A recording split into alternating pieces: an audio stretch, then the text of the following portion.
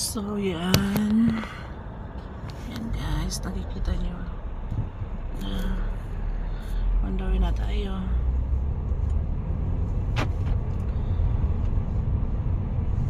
Kailangan natin umuwi din agad sa bahay. Kasi mayroon pa tayong ibang trabaho.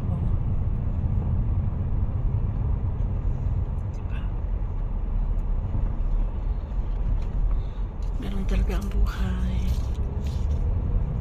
Kahit mahirap, kailangan natin magpatuloy.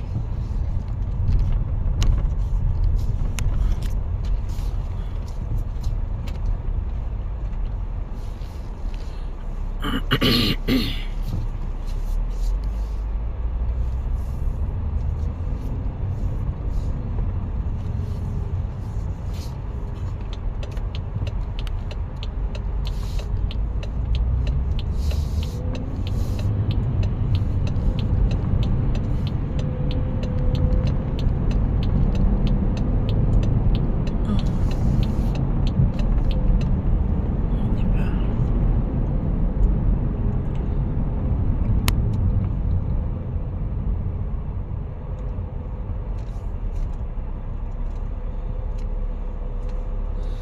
So, hindi pa nakakaalam ng buhay. Buhay ko dito sa abroad, ganyan. Ako ay isang driver. Tapos, gumagawa rin sa bahay. Katulad ng mga pagluluto. Lahat.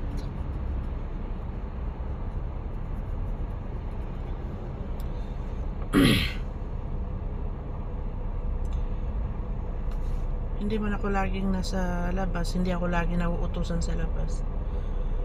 Pero talagang pinaral nila ako para sa ibang pangangailangan nila.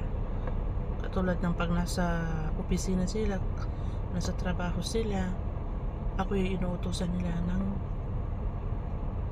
iba pang kailangan nila. Or minsan, ako yung naghahatid ng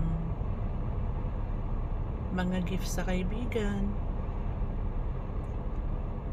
mga gamit sa bahay ng kanilang mga pamilya, sa tita, pinsan, ganyan, sa kaibigan.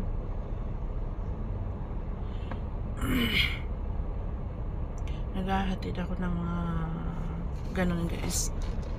Pero after ng pagdadrive, pag uwi ng bahay, trabaho ulit.